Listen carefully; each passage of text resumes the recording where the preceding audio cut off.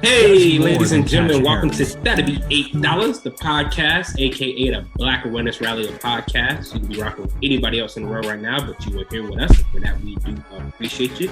It's your man Pledge alongside my main man B. And we welcome all of you guys to the discussion. So B, what's going on?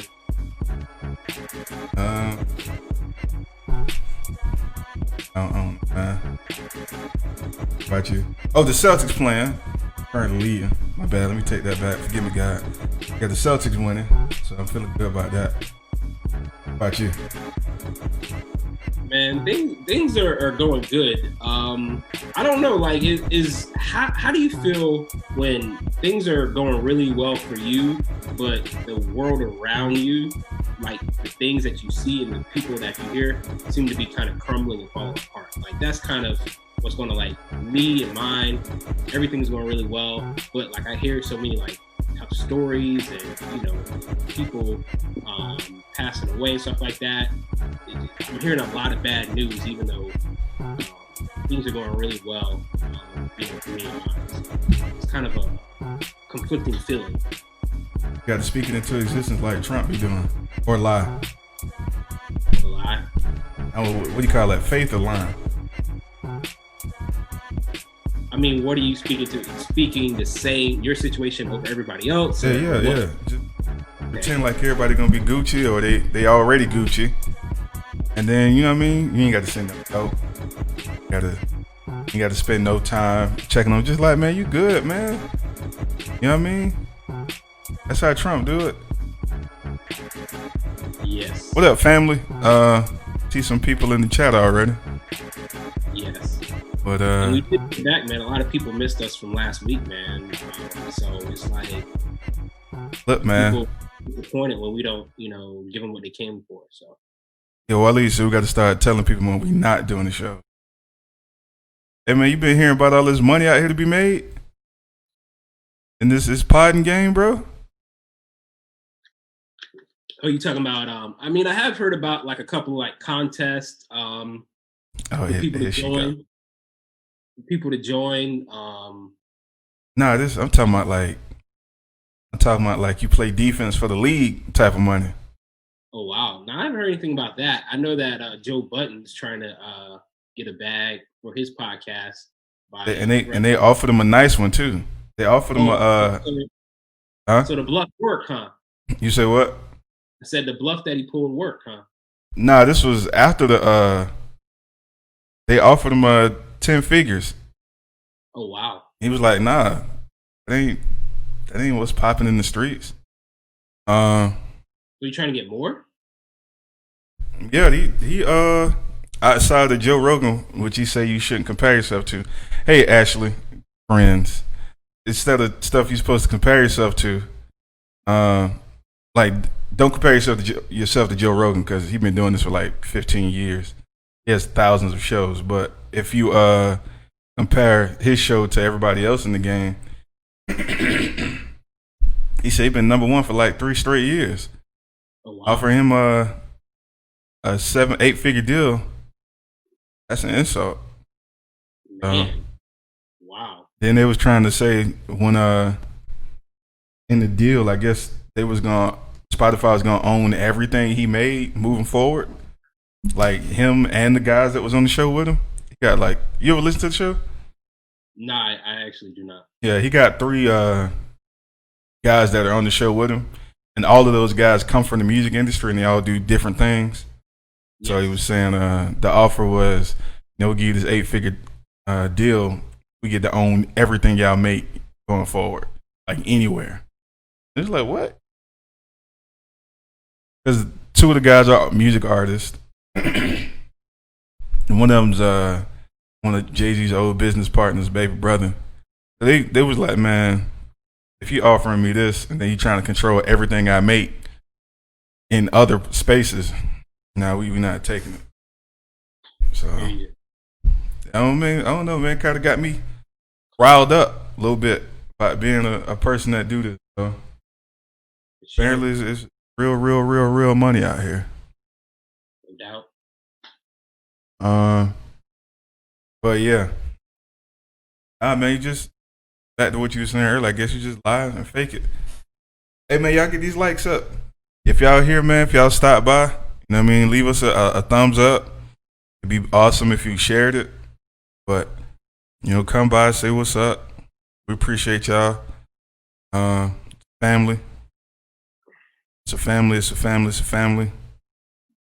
I don't know, players. How you be feeling like people be paying attention until we don't post the show? Like when I realized, I was like, oh, guess people do be listening. Nah, I was on the phone with a couple of people this week, and that was the first like comment that they made. Not, hey, how you doing?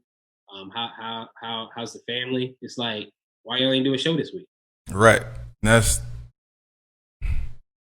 And so that's how people feel about it. So I was just sharing that with you, and like you said, that was some of the first comments that people had when it came to you. So yeah. um, doing Well, something right. hmm? I said must be doing something right. True. Uh, I don't know, man. All right, well let's get to the rally, which I'm not prepared for. Wait, what? Somebody say people look and listen. Don't like to show it.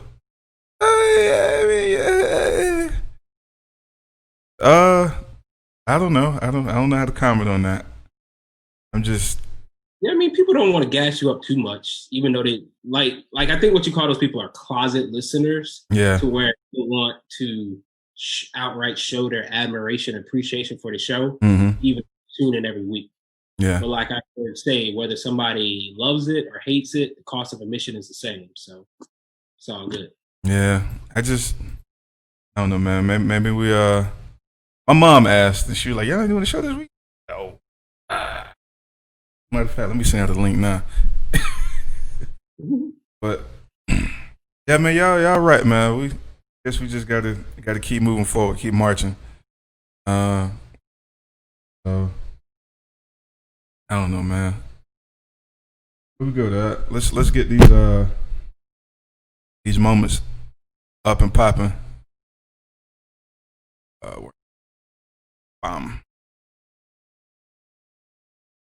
Oh no, we gotta redo.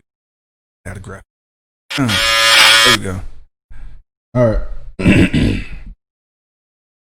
Black Awareness Rally brought to you by the wonderful folks at McDowell's. They got the Big Mick. You know what I mean? McDonald's got the Big Mac. I forget the recipe, but Yes, so long. yeah, they got the special sauce. I mean, they got the golden arcs. Got the golden arches. No, my bad. I got that backwards. Please don't drop us. Please don't drop us. Please don't drop us. Big fans. But yeah. And Sexual Chocolate. Randy Watson, our favorite artist, pledge homeboy from high school. Hey man, y'all went to prom? You hung out with him at prom, man? It must have been crazy to see all the ladies all over Mr. Randy Watson back in '88. Oh yeah, the let out was sick, man. The let out was sick. The let out was sick, bro. Everybody had to have the juicy curl with the Soul Glow back then. You weren't rocking it. Oh, I wasn't rocking it, man, but everybody else was. So. You was too cool for the Soul Glow. Yes, man. I couldn't get it to lay down, man. Oh, okay. All right, I get you. Yeah, man. Black Awareness Rally.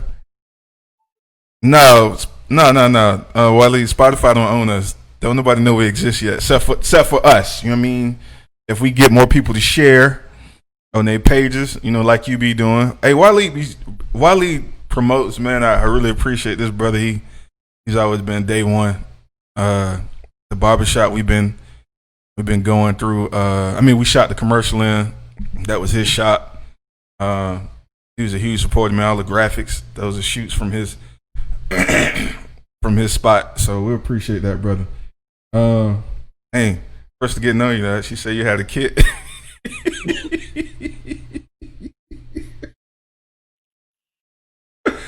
Pledge, you had the afro? I mean, I wish I could kid it up, man, but it just won't happen, man. No. Well, all right, man. Y'all silly today, man. That's what's up. Everybody feeling lively. I like that. Yes. Yeah. Let's get to it. Let's go Black Awareness Rally Moments. Let's start with Miss Black Awareness. Um, Shout out to I'm gonna go with Karen Hunter.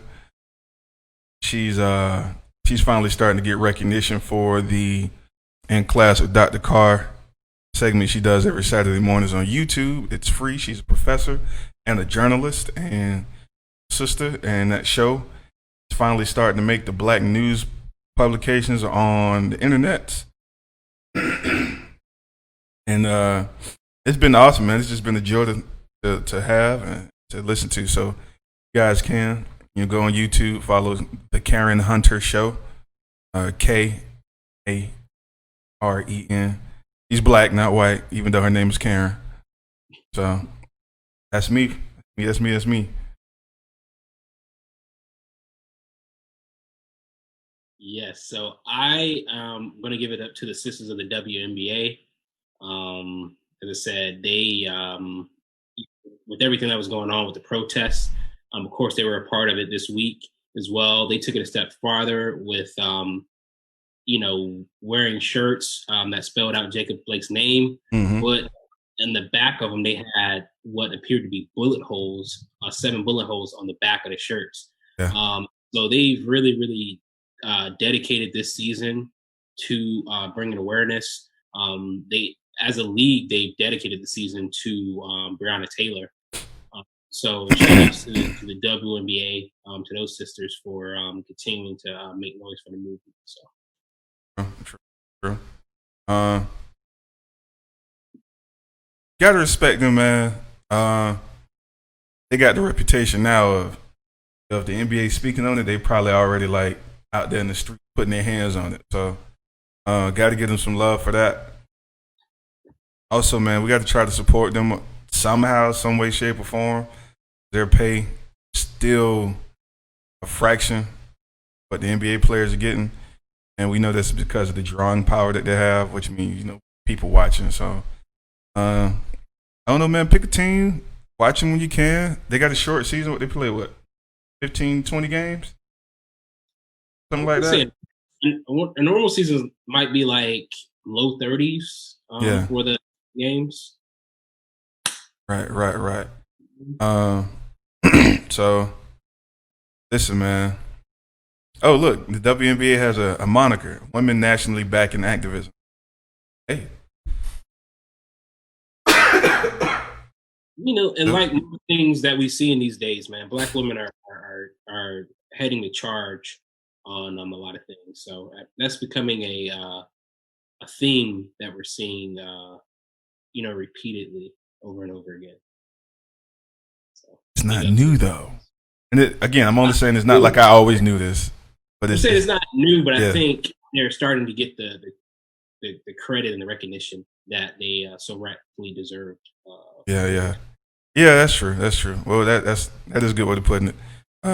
What's the people that do the Nielsen? They starting to give them recognition for their influence on pop culture. We got a comment from Kendra that says, "Them 39 girls they found between Atlanta and Macon in that sex trafficking ring." What? Heard anything about that? No, I have not. Girl, what happened? Give us some deets on that. I'm not familiar with that. Crystal made that moniker up. It was cool. We're going to the WNBA game next year. I want to go. I'll go. They got a team in Atlanta, so I'll definitely go. Let's see. We just did Miss Black Awareness pageant. We have the Sex with Chocolate Randy Watson segment, Arts and Entertainment. Yes. Joe Budden and the Joe Budden podcast. On these last 2 episodes, I have been learning a lot about how this podcast business works. I didn't know it was that lucrative, man. I saw that Joe Rogan got the deal that he has, but I didn't know other people were getting bigger deals. So, $250 million deals. Bill Simmons podcast and The Ringer that organization. They got a $250 million deal from Spotify. Who else? Was it Gimlet? Gimlet Media got a $250 million deal for their podcast. So I was like, yo, apparently this went up. And looks like Joe is taking a lot of heat. Joe Budden is taking a lot of heat for letting the information out. A lot of people were kind of laughing at him and saying that he took a bad deal. But as he stated, he had the #1 running show on Spotify for the last 2 years, no matter who they brought in. And they don't want to pay him like he's the #1 guy. Again, outside of Joe Rogan. So, shout out to some people being trailblazers and coming back to tell the people what happened. No doubt. Yes. And so mine is on a bit of a sadder note, man. But Black Panther, Chadwick Boseman, unfortunate passing. Nobody saw it coming. But definitely want to give a shout out to what that brother has been able to do, right. Through his movies over the last few years, man. So as I said, very, very sad. I was shocked Friday night when I heard about it. I reached out to you and I was like, wow. And it was just very, very sad news, man. But I do want to make sure that we mention him and we give him his props. What he's been able to accomplish in his short 43 years. Man. Yeah, man, that's I was certainly shocked. You and Drell and Elliot had to tell me because I wasn't on the internet when it happened. So when the news broke, excuse me, I had no. Yeah, man, that's kind of devastating. The brother had cancer for 4 years, battling cancer for 4 years. I've indirectly dealt with cancer, and it can be a mother. So yeah, the fact that he was able to accomplish that much while going through treatment. I mean, he was doing Black Panther while he was battling that. So might have did with like 3 or 4 movies. Yeah, I mean in 2016, what they said all the way up until now. So, I think it's about to be released in the next couple of months too. So I mean, it's just yeah, it's pretty bad, man. What's sad is you kind of feel like it was somebody kind of close to you because everybody was, he seemed like a good dude, from what we saw, but the fact that he would become the face of so many iconic figures when they finally got a chance to be seen on the big screen, and he was the person that got the nod and did a very decent job in every aspect. Yes, kind of tough. So, no, man. Brother used to do a lot of community service. Apparently, Russell Gilchrist in the chat. Hey, Russell, when you people pledge, but sounds like you guys are feeling the pain as much as we were. I think it was just a shocker, man. Like, kept everything under wraps. There was a couple pictures floating around the net a couple months back, and people were making jokes about how thin he was and was he sick. Time to find out he actually was. He just didn't want to make that a headline for anybody. So, shout out to him and his family. It's pretty rough. Yeah, man. So as I said, tough news to hear, man. But as I said, man, hopefully. And the thing is, man, he played so many people. Who would play him? I mean, that's the thing. It's like who gonna play him? Yeah, I mean, he's played everybody. Not just actors, but civil rights leaders. He's played entertainers. He's played athletes. Right. Superhero. I mean. Mm-hmm. So man, it's just rough, man. I don't know, man. I don't know how this works. Yeah, man. Guess superhero. I mean. Guess we need to spend more time in the physician's office as black men. This is one of the things I could take away from it. I don't know how cancer works. I know it sucks.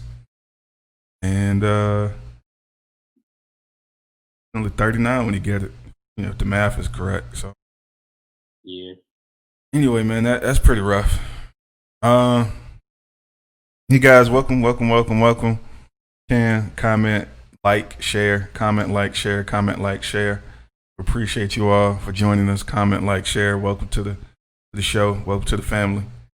The last segment would be community moment. Give a shout out to community news and how the African American community doing something remarkable throughout the week. I think sports. I want to give it back to sports because I feel like sports made the whole world freeze. That was something that never happened before in the history of the world. Where, but how many sports was it?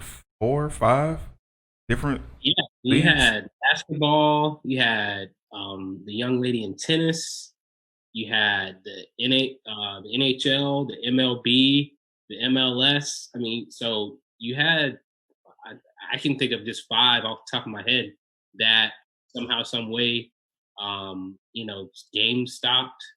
The NFL practices stopped. Yeah, that's 6 right there if you have the NFL on. Yeah. Um. Yeah. It's it was huge, man. Again, I was taking a nap. This work been wearing me out. I got to get back to this sleeping schedule. Been weird trying to get used to it. Yeah, I woke up to the news from you, man. Nobody was talking about it. I didn't see it anywhere before you sent that message, and I was shocked. I was like just flabbergasted. Snap. Mm. Felt really proud, although I had nothing to do with it. Really proud. Um, I know it's something we're gonna break down, a bit more later on in the show. So yeah, but shout out to the entire sports world. NBA, MLB, all the people you name. Even though the Bucks did it, nobody had to join them. There was no requirement necessary for anybody outside of the NBA to join. So shout out to professional sports this week, man. It seemed like a lot of people didn't let the opportunity fall. Even though the NHL kind of got there a little late, but they still took a part in it. So we appreciate that. What you got? man, I'm gonna give a shout out. I know we've talked a couple of times about black banks on this show, and this week, 2 black-led banks, City First in Washington D.C. and Broadway Financial Corporation in L.A., announced that they have entered a merger each with each other, and this is huge because one, now they become the biggest black bank in America. Yeah. Also, now they have over $1 billion in capital Right. to lend. Linda? Yeah, for lending. So that is something that's major, and something that at this time where a lot of people, a lot of small businesses feeling the crunch, they might be able to offer relief during this time. So I think it's major that these black banks continue to get the pub that they need, and Yeah. also to provide the services that are needed in the community. So that's my community movement. Huge. Saw that, forgot to save it on Twitter. But yeah, that's definitely huge, man. Big news. Yeah. There's that. For those of us that let's I guess do our weekly reminder at this point. Banking black, your odds of getting fair lending practices are exponentially greater if you bank outside of black banks. We talk about ownership. There's this huge push online for blacks to own things. That's awesome. I agree with it wholeheartedly, and I also think we should couple that theme and that movement with banking black. We don't bank black, we might get loans that are really bad for us as black people. We might get home mortgages that might be really bad for black people, which we know we will. Bank black. Bank black. All right. Safety in numbers. All right, man. Yeah. No, I know.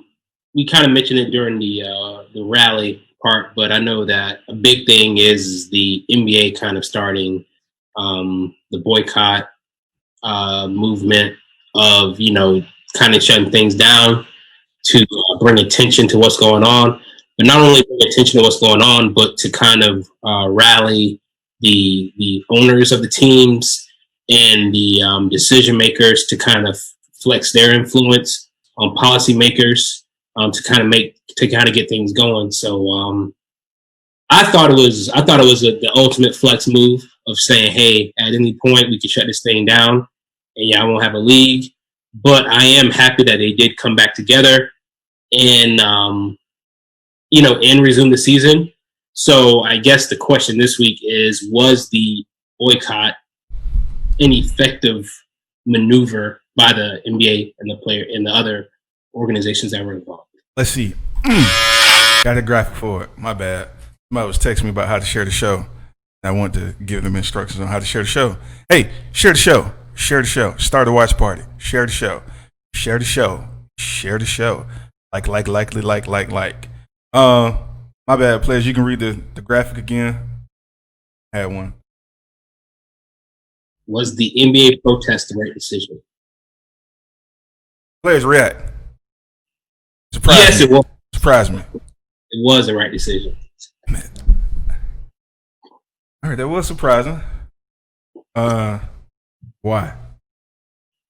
As I said, one, I think it showed how much power they do have in a league that they don't, they're not owners of, but it shows how much power they do have and how much influence they have during this time. Mm-hmm.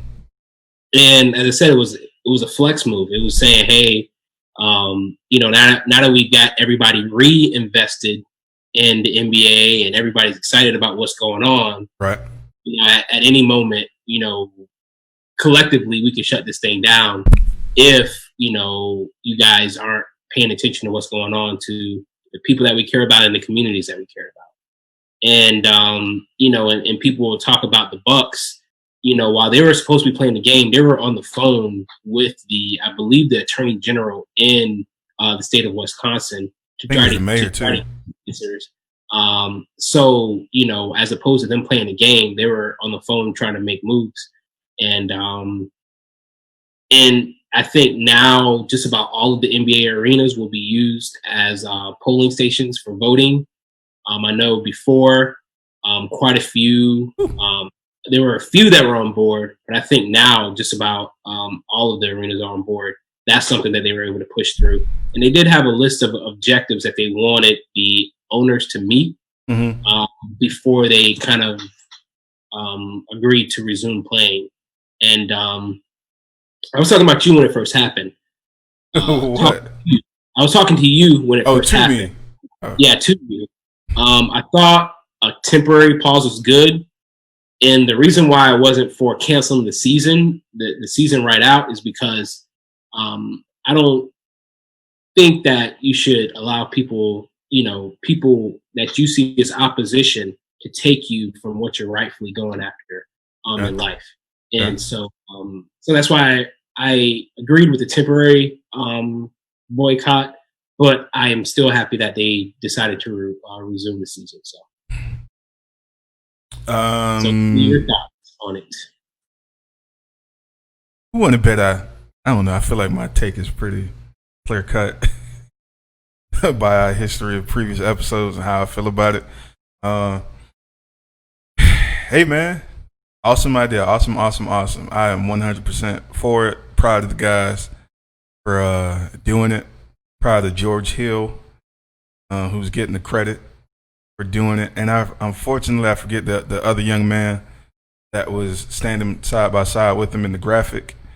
He's also a Bucks player. Sterling Brown, I believe. Sterling Brown, yeah, not Sterling K. Brown, just regular Sterling Brown.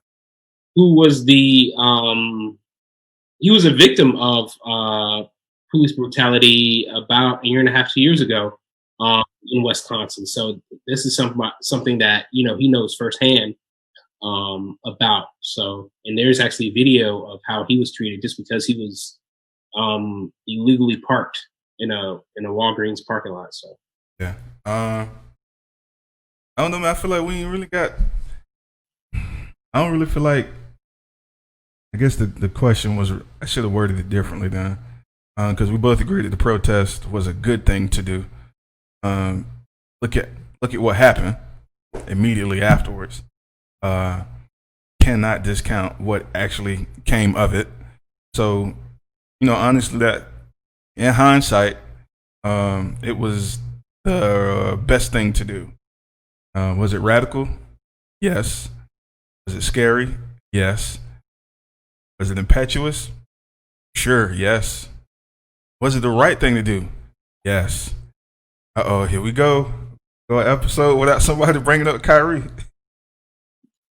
I was gonna give him a break this week, but no, you can't have an episode. This is the episode you're supposed to talk about Kyrie. Kyrie was right. No, he was not. Oh, come on. Let me tell you why Kyrie was not right. Hold on. Let's tell everybody what we're talking about. But when the bubble idea was being proposed and kicked around by the Players Association and the actual association, the NBA, there were not kids. There was a group of NBA players, which was spearheaded by Kyrie Irving, that was saying they shouldn't go back because it's a distraction to the movement. How can we play at a time like this? And then people started destroying Kyrie, namely Courtney Pledge, Kendrell Watkins, Stephen A. Smith, Kendrick Perkins, Kendrell Watkins. Y'all started destroying the man. And some of the people on the talking head shows were, just it was dragging the man through the mud, calling him all kind of names. And it was just pretty bad, man. But now that the guys in the NBA actually took a strike, Twitter started making Kyrie trend. He was like the number 4 trending topic that night. He was like, "Hey man, niggas, Kyrie, apologize to Kyrie." Twitter was like, "Where y'all at? Why y'all ain't apologizing to Kyrie?" K Perk heard it. He got on the show the next day.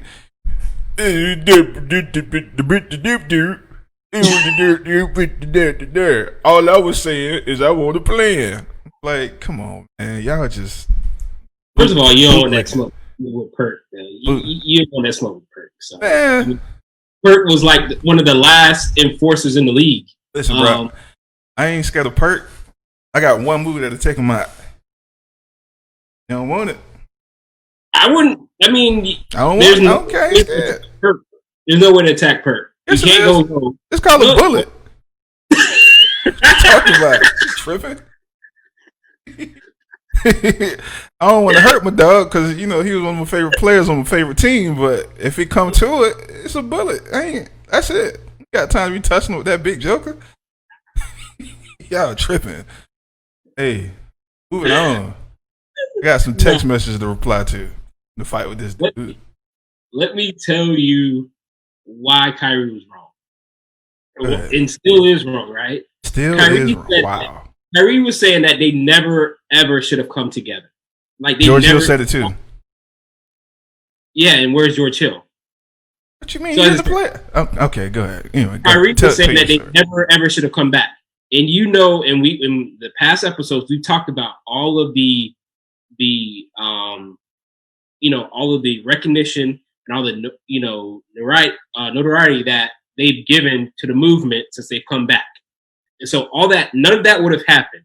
And 2, this is different because the NBA came back and they built up, the anticipation, they built up excitement.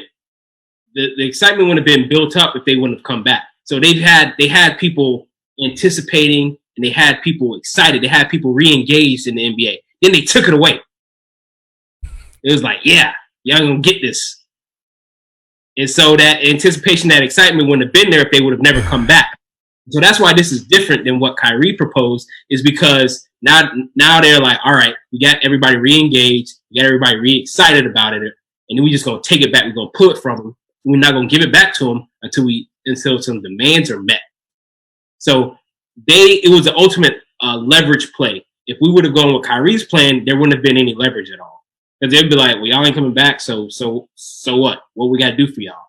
But now that everybody's re-engaged, they had more leverage with the move than with Kyrie's plan. So that's why this plan was a lot more effective than what Kyrie was presenting, and Kyrie deserves no apology. So your whole argument was create a demand and then undersupply? Yes. You got to build that excitement. You got to get people re-engaged. Because honestly, we had gone, 3 or 4 months without basketball? We would have been fine if no basketball would have come back. But now that it's come back and y'all done got us excited, and then y'all just going to stop in the middle of the playoffs? Nah, homie. Donald Trump saying nobody watching. So who was disappointed? Donald Trump said the ratings down. All the talking heads said the ratings down. Who really saw the protest? The ratings they're not where they were, in past years with the playoffs, but the ratings are not horrible.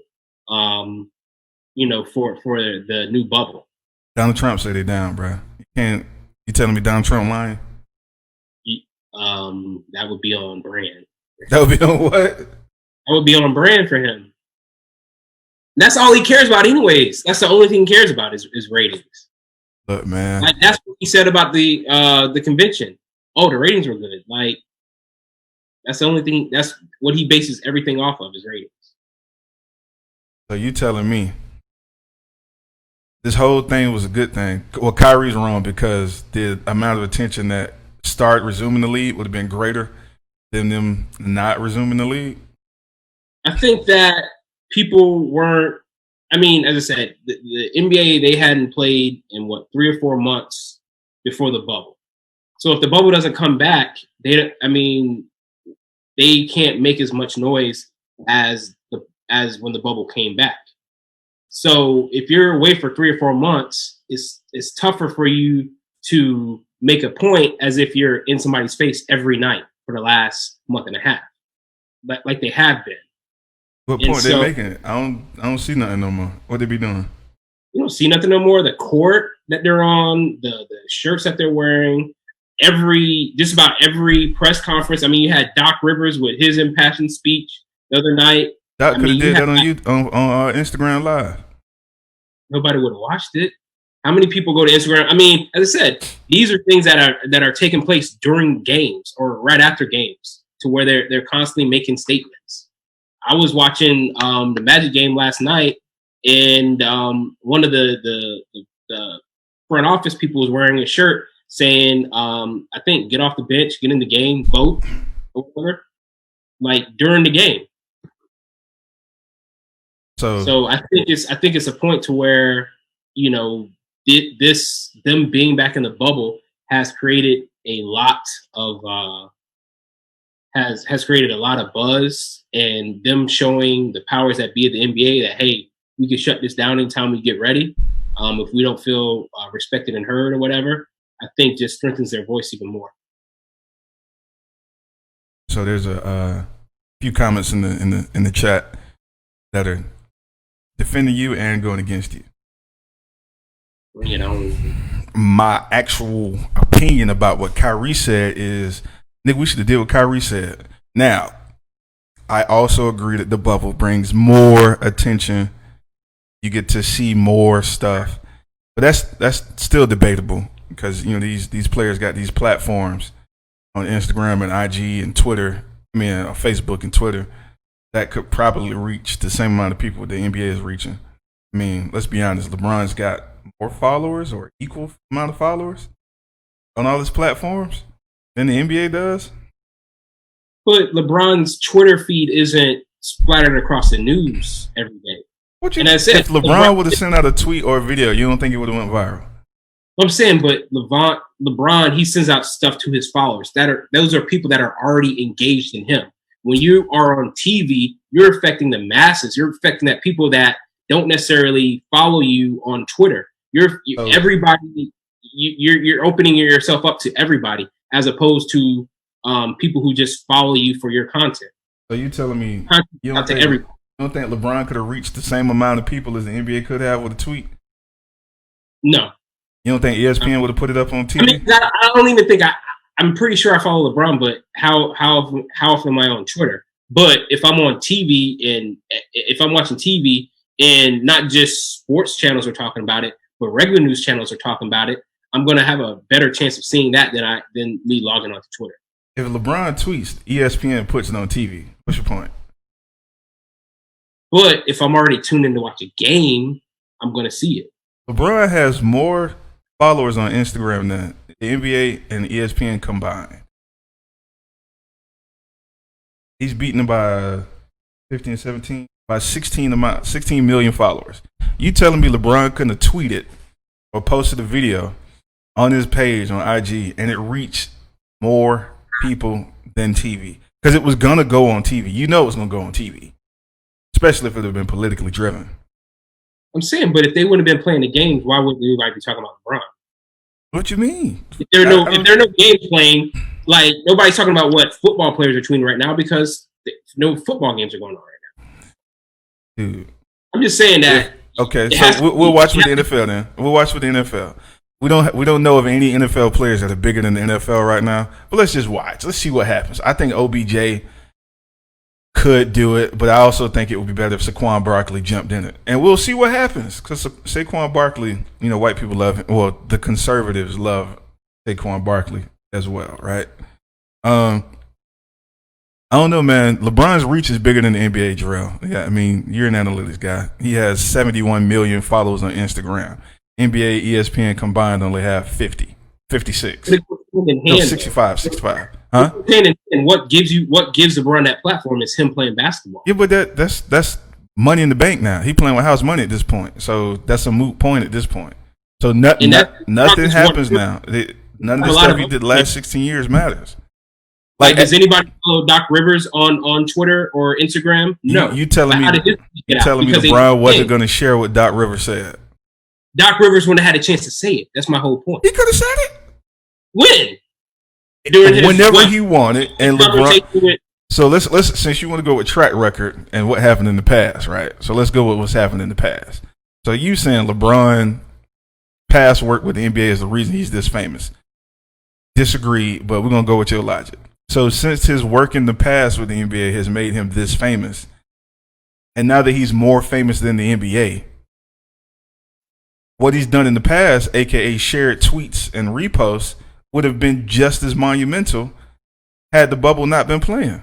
If we're going by past and stats, because Elliot says in the chat, nobody could have predicted that the bubble would have been this successful. That is true. Nobody could have been predicted that the players would have done what they did once they got to the bubble, which is also true. And that's but you telling me LeBron, you don't think LeBron got to reach enough to reshare something and to go viral? I do think that, but I'm saying, but platforms go hand in hand. And as I said, and what notoriety, wherever it comes from, it all adds up to the same thing. Yeah, I already got it. So I'm saying now, what I'm saying now is LeBron doesn't need the NBA anymore. At this point, the NBA needs LeBron. We heard on ESPN that the owners said, we're going to wait to make a decision after LeBron gets back to us. That don't tell you how much power he has alone? Yes, but as I said, in him being a part of the group that shut things down for the NBA for the 2 or 3 days that it was shut down, that shows how much power he has on both ends to say, hey, we playing, or saying, hey, we not playing. Well, LeBron owns the league. He doesn't own it on contract. How are my facts wrong? What facts did I get wrong? The owners, it's on ESPN. It was reported by what's the guy's name? It wasn't Max Kellerman. I think it was Michael Wilbon. I want to say it was them. I just wanted to talk. No, Colin Cowherd. He had a whole segment dedicated to how powerful LeBron James is. LeBron James is the most powerful athlete on the planet right now, right? Would you agree to that? Yes. So LeBron James is the most powerful athlete on the planet, and he wants to have the power. Now, when the protest happened with the Bucks, LeBron did what?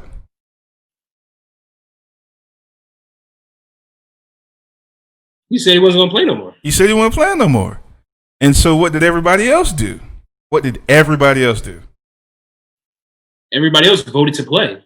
Let's come on now. Well, that's after LeBron did something else. That's after LeBron did something else. LeBron said he not playing on Wednesday night when he walked out of the meeting. What did everybody else say?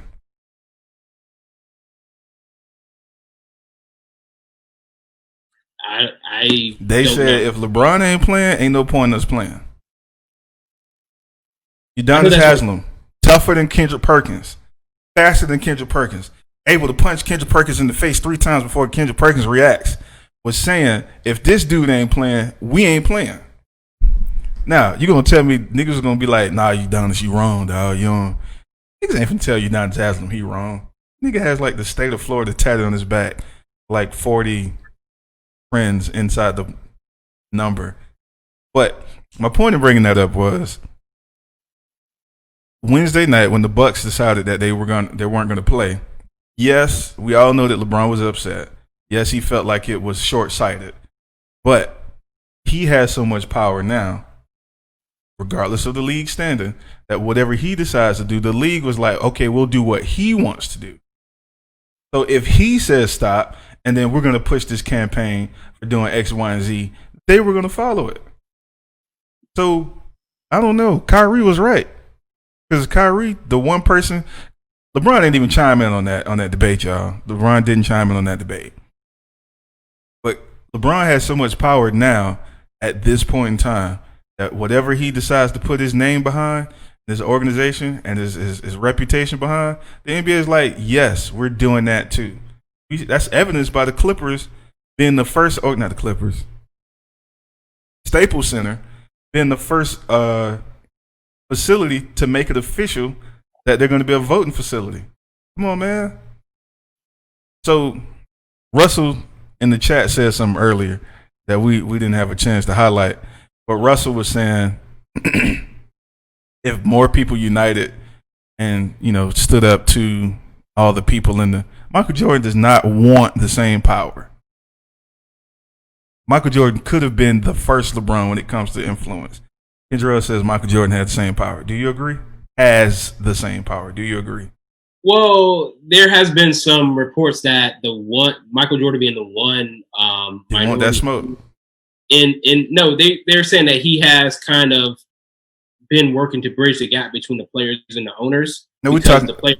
I'm saying the owners. That is true, but Kendrell's question was when he was a player, he had the same power.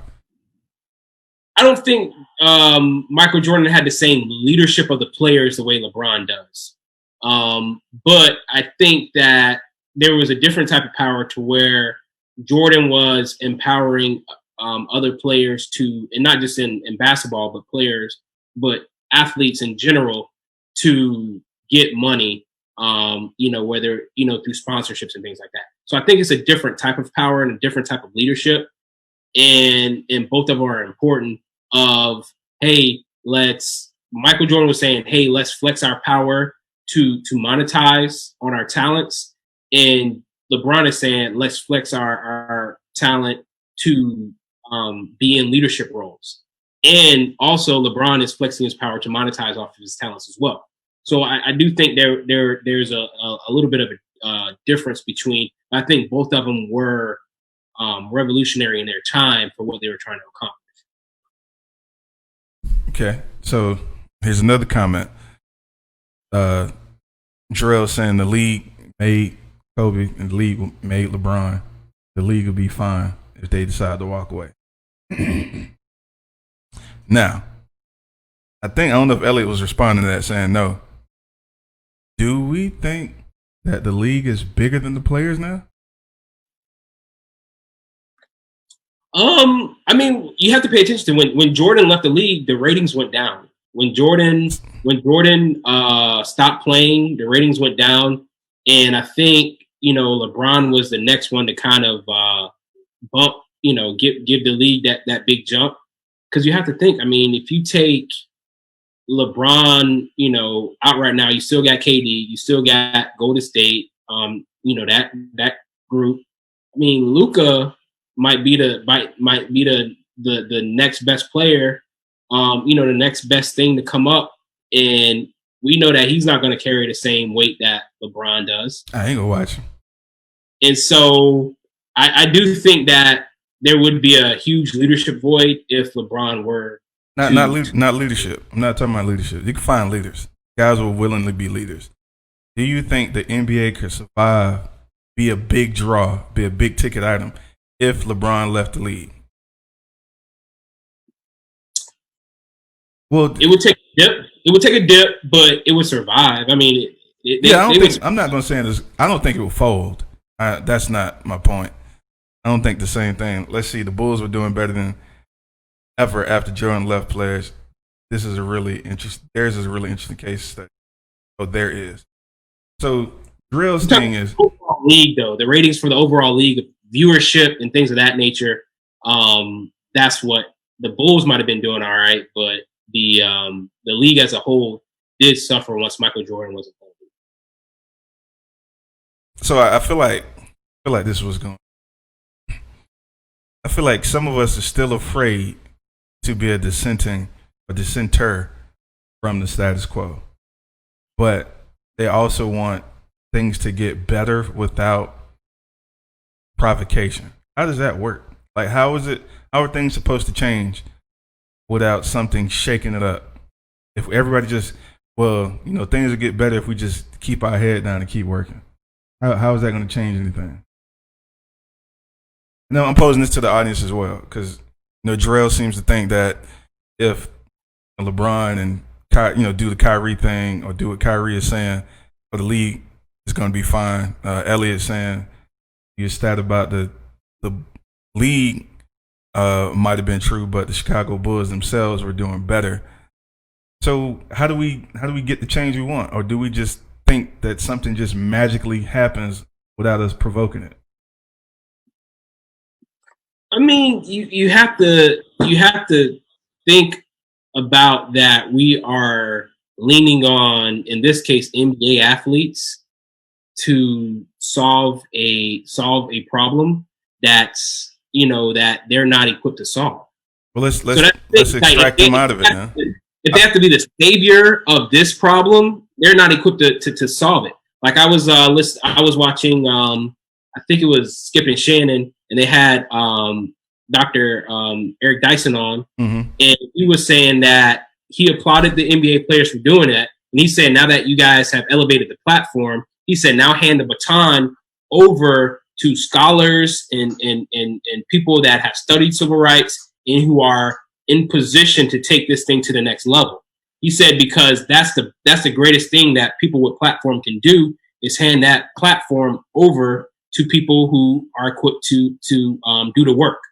So he was saying that he doesn't expect the NBA players to do the work that people have been trying to do for years. He expects them to expose what's going on and expose what people are saying, and then allow the people who've been built for this to do the work. So we can't expect LeBron to be a basketball player and a civil rights leader. No, but we can expect LeBron to shine light on civil rights issues and bring those issues to the forefront so the right people can put the work in on solving.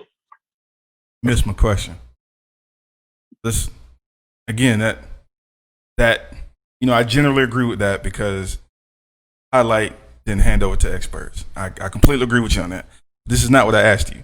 I'm asking everybody in the chat, everybody within earshot. How does change happen without provocation? Does it happen by osmosis? Is it something that just intrinsically happens? Or does something have to spark the change? Kendrell seems to think if people just keep having babies, that by 2047 things will be different. He said in the chat, 2047, when white people become the minority, this is old America's last stands. It's already changing. I see just as many, if not more, white protesters when I'm outside. It's always been the case, man. But you still have to answer my question. If there are no protesters, if there are no agitators, how does the change we all want to happen come to pass? I'm not saying it has to be the NBA. You could put that in any situation. Russell was saying if the Packers did it, would it be effective? I say yes. If Amazon would do it, I say yes. He said if Walmart does it, I say yes.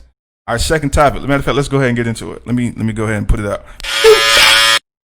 Should more industry stage protests? But before we get to that, if nobody agitates the system, the status quo, will something change? Because it seems this is my thinking when I was watching the Book of Eli and looking at the protests and hearing Stephen A. Smith and Kendra Perkins and seeing some of the comments.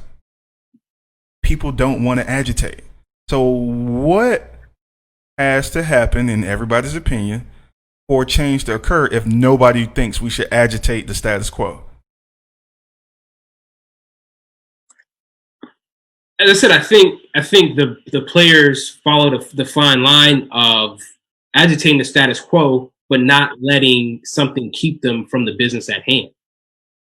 So I think that's the fine line that these players walk this week of saying, hey, look here, we're going to bring attention to this, but we came here, a lot of these teams came here with the hopes and aspirations of winning a championship, and they're saying that they're not gonna let a crooked system keep them from getting what they came to get.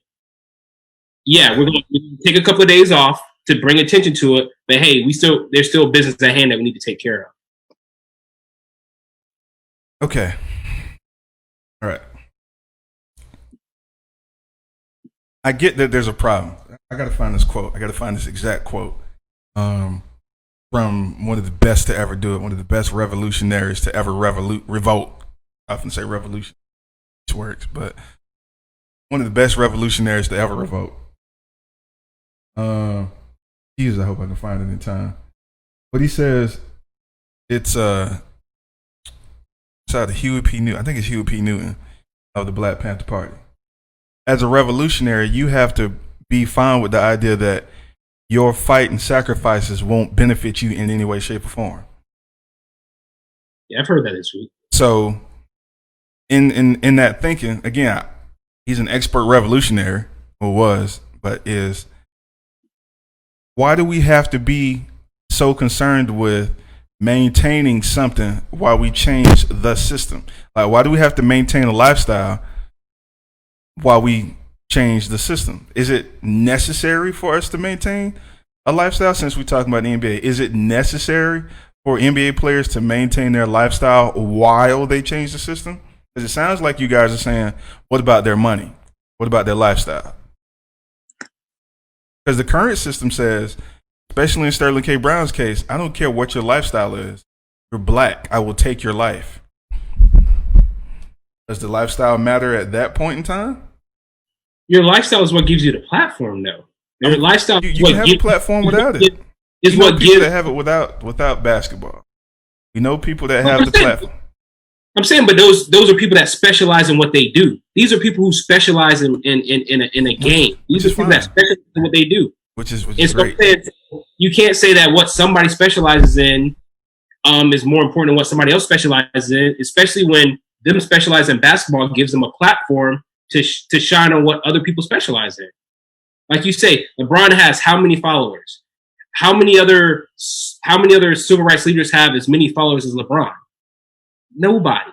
So I'm saying, so it has to work hand in hand. LeBron has to be a good basketball player to get the following, and then him share his following with people who are doing good work in the community. So let's swap this out.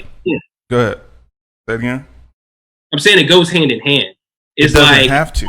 I'm asking you, since you guys want people to keep. So I keep getting the message: the platform, your job, the platform. The NBA wants to help. What about the plan? All of this stuff from all these great people at their, these specialists. How does the change happen if somebody doesn't agitate?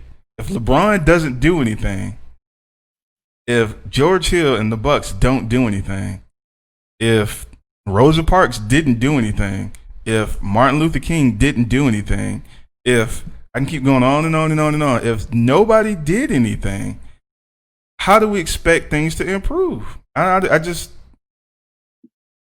I don't get why we had a debate this week.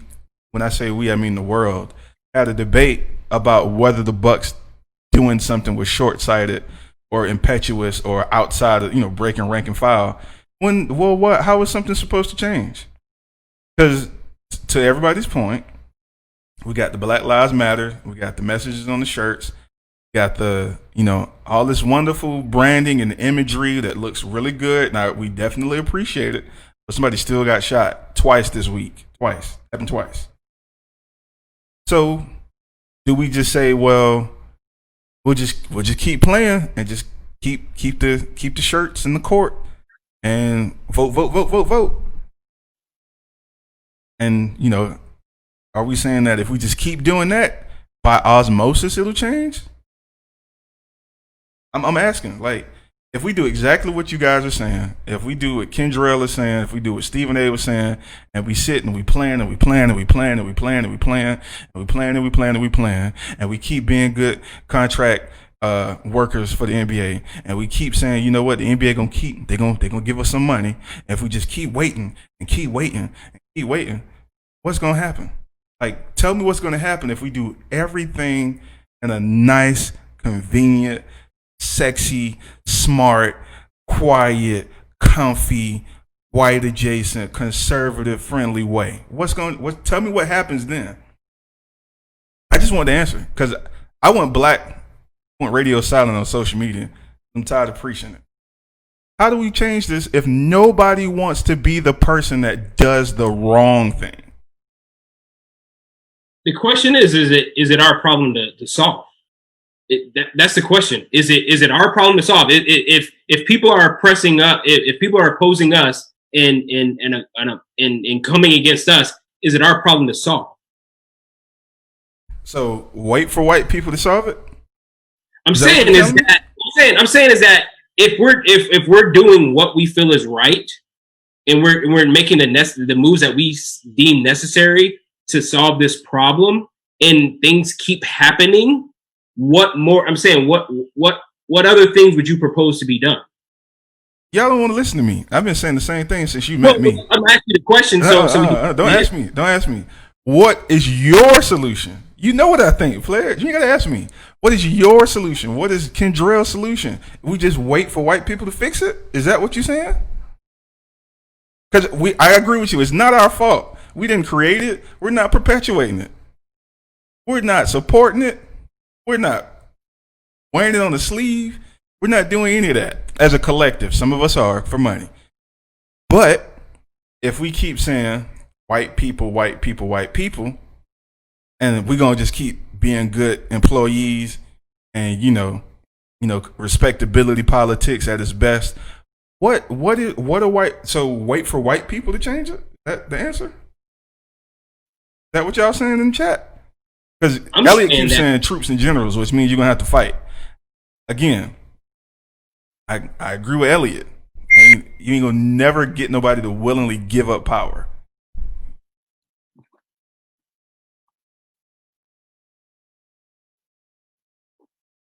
Trump telling you right now, even if he loses the election, he's not leaving office. Come on, man. What's supposed to happen? Drill, what's the answer, Drill? If Kyrie would never said what he said, if nobody would have protested, we just wore the shirts and had Black Lives Matter on the court and sent out an occasional tweet, and the murders keep happening like they have this week, what then should the players have done?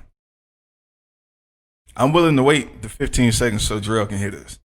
I'm willing to wait for anybody to tell me what we should do without offending somebody. Don't offend nobody. Stephen A say plan. Don't move till you got a plan. Don't do nothing till you got a plan. Kendra Perkins say be united and have a plan.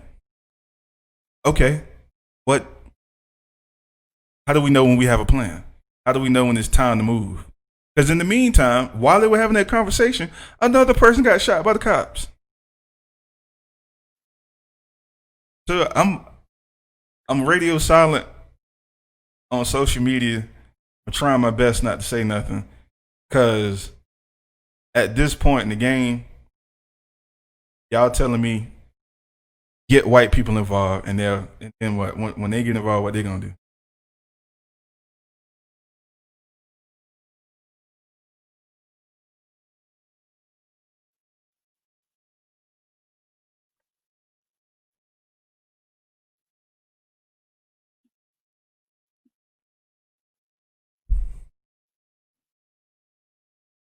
Still waiting for you to give your answer. Oh, I'm not. I'm not gonna give a. I. You know me, man. I'm about at this point in the game. They racist, conservative, Trump supporting, MAGA loving, khaki white polo, red cap, baseball toting, wooden shield carrying white people are not going to give you shit. and so if that's the case, why shut down? Why shut down what we're doing? You know, you're missing my point. I'm just saying, but why? I'm saying, but why shut down what we're doing? Because if that's the case, and nothing's going to move them off of that, why shut down what we're doing? So, which is, I'm gonna tell you why you shut down what we do. Since we got only 6,000, well, I think somebody said 4 or 6,000. Jay Williams. I don't know why. Is it Jason Williams? Because it was Jason Williams when he was playing in the league of ESPN, former Duke basketball player, Chicago point guard. Said there's only been 6,000. I'm gonna be generous. Only been 6,000 NBA players since the league started. So you telling me them 6,000 brothers just locking step, walking, following the rules, living the party life, staying out of trouble. As long as they do that, just keep making their money that the owners are giving them, that everything gonna be all right. We continually seeing the injustices that are happening on the street to everyday people. Really feel like just as long as we just keep going to get the checks that we say we want to get, or following our dreams, that we're gonna be all right. I'm saying, about to follow our dream. I'm saying, but why are we villainizing them though when they're doing their job? Like I'm not have a job to do. I'm gonna go do my job tomorrow, which is fine. I'm not. All of us have a job to do. No, I'm not saying the NBA. Okay, so now I love that you have this stance. I'm gonna scare y'all on purpose because this is what y'all want. The players, to your point, you're saying let the hoopers hoop, players play. Fine, cool, perfectly okay with that. Don't ask them to do nothing else. They got time to chip in some kind of way.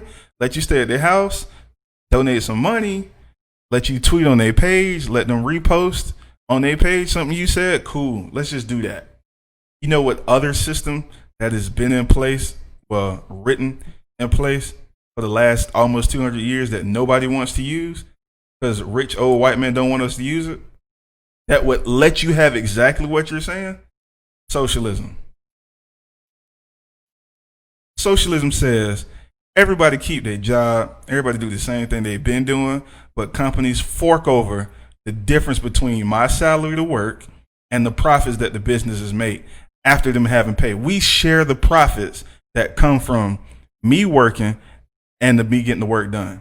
And while that's happening, if there are any injustices in the society that the socialism is being enacted, we have people that are dedicated revolutionaries to go out and be the agitators and the change agents in that system. Be professional revolutionaries. So we need to train people to be Howard P. Newton. We need to train people to be Malcolm X. We need to train people to be Martin Luther King, because we can't expect anybody to stop their job, stop playing basketball, stop rapping, stop singing, and go out there to fight for us to get change. So, and so you can have people who do that, but you can't ask professional athletes to do that. Though. That's what I'm saying. You're gonna need somebody. So then we gotta just abort capitalism. Just abort it. Just abort capitalism. So you're the one that's telling, hey, don't show up for work. No, I ain't said that. I never said that. I never said that. What I'm saying is, if y'all don't want to change things, you don't want to go out of your way to change them, you don't want to be inconvenienced, then we need to just adopt a completely different system, because the current system is not good for us. Even though 6,000 of us have been rich. The current system is not good for us overall, and we know that's not the right thing to do. So we need to abandon it and adopt a new system. What other new systems of finance and economy do we have available to us? You got socialism. Socialism lets everybody do the exact same thing we're currently doing. Nothing changes except the wages subtracted from the profit are shared with all the employees. For example, LeBron gets what? Let's say he got $96 million last year, or 94. So that means the Lakers made well over $94 million last year. That meant the salary cap, being what it was, didn't put a dent on the profits. So according to socialism, they should take the money that the players and the owners came together and made for the organizations, that is the Lakers, and split it with the players and the owners. You don't like that, do you? You don't want you to make extra money aside from what was projected and share it with the people that were working for you to get you that money. So, okay, since you don't want to do that, then we have to stay in capitalism, and they're going to have to stop playing basketball to go be an agitator. Like, we can't have it both ways. It's either we're okay with the murders that are happening, either we're okay with it. Okay with the murderers, but then what? How are we going to change it? What are y'all willing to give up? So them not playing basketball is not going to prevent it from happening. Them doing their job is not going to prevent stuff from happening. I guarantee you that. So you telling me Jim Brown, Bill Russell, Muhammad Ali wasted their time? No, I'm saying they protested and they did what's and stuff still and stuff still happened.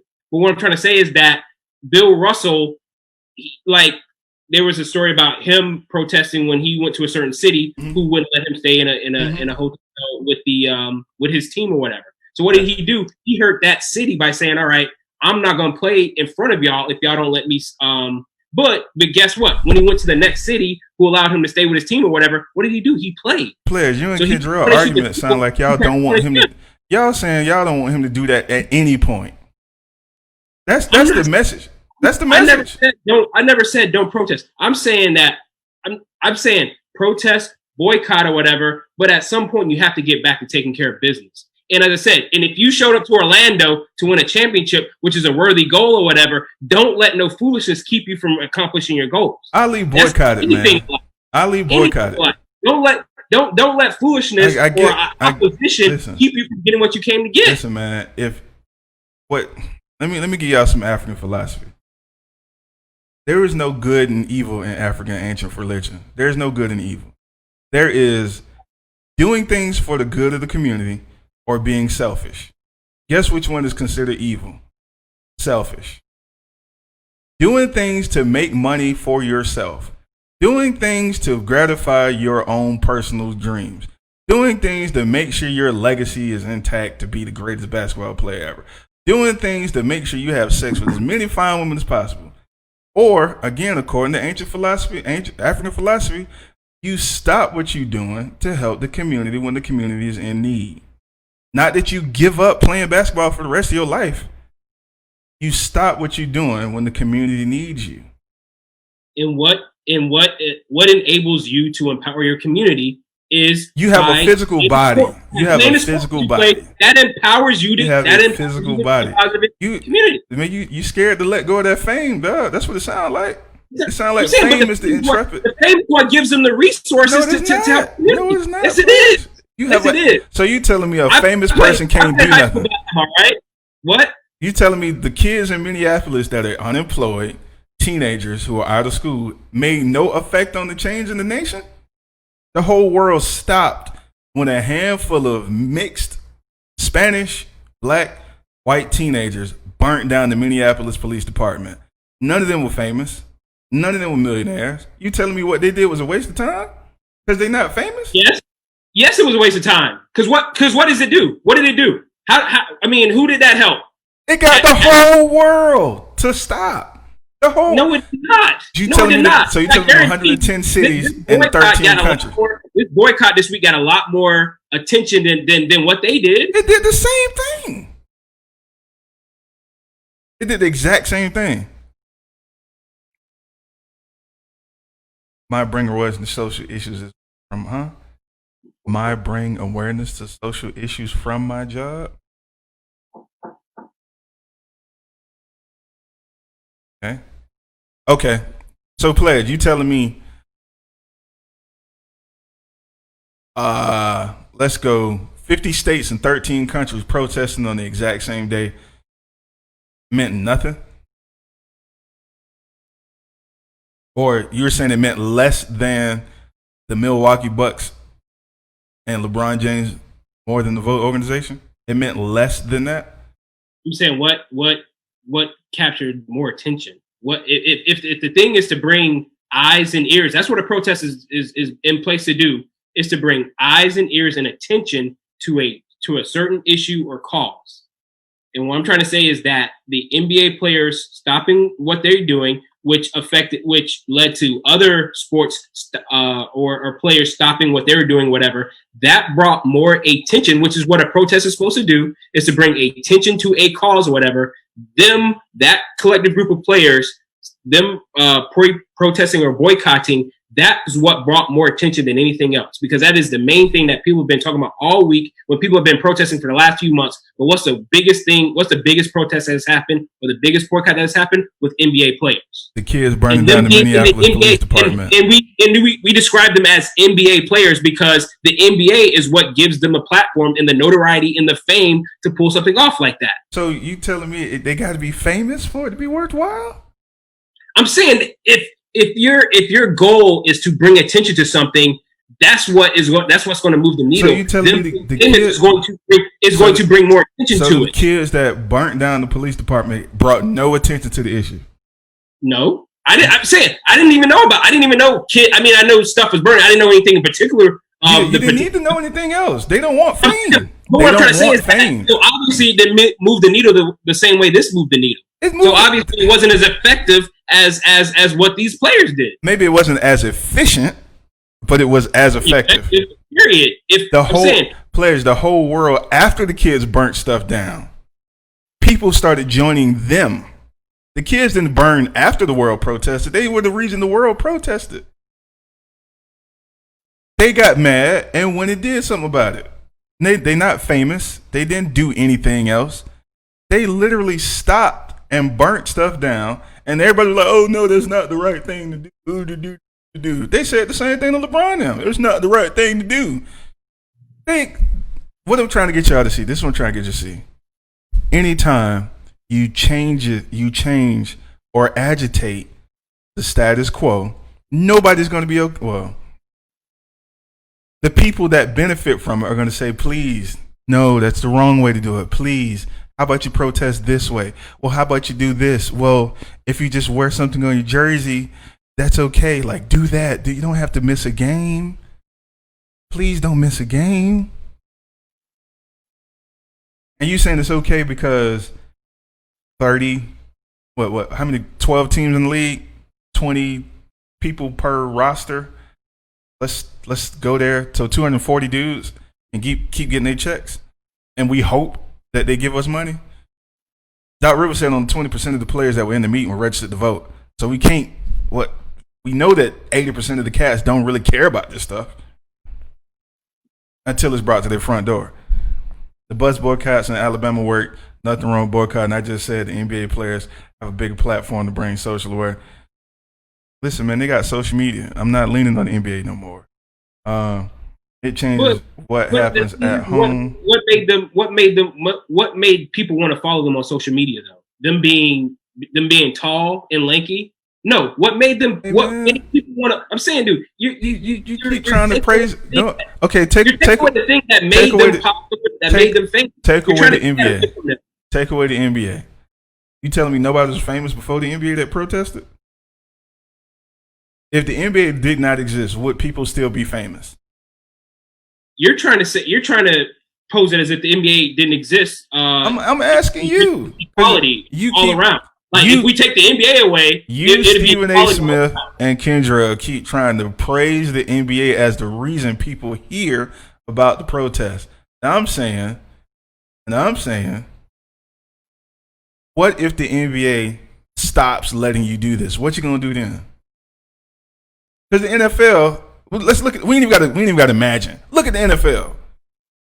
If the NFL was the only famous arena of sports profession, and we know if they keep doing the things that they've been doing, you telling me that we got to hope and pray that the NFL owners let us protest because they making us famous, quote unquote, that we can't protest because if they get mad, but we wasted our whole life. So you telling me nobody should protest because the NFL owners gonna get mad?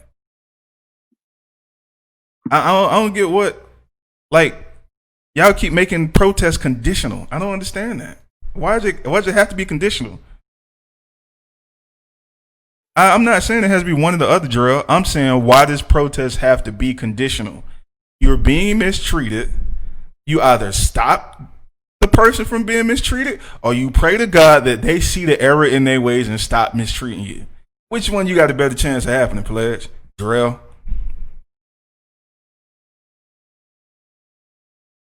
I'm saying, but they made that step this week, though.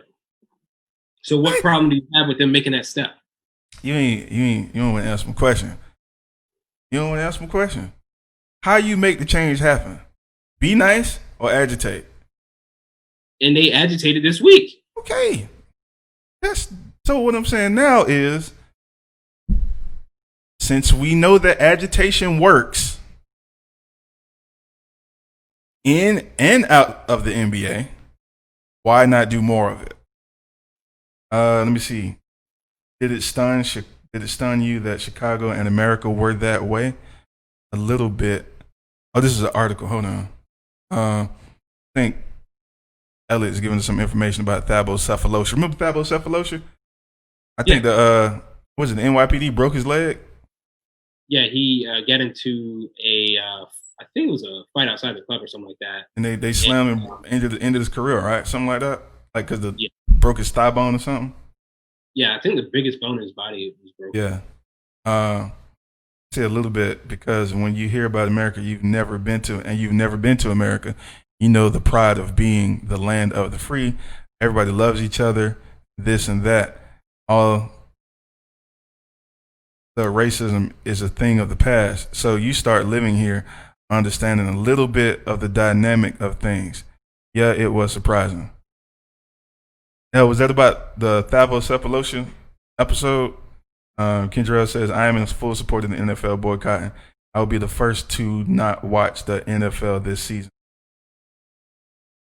Gerald, I don't believe that.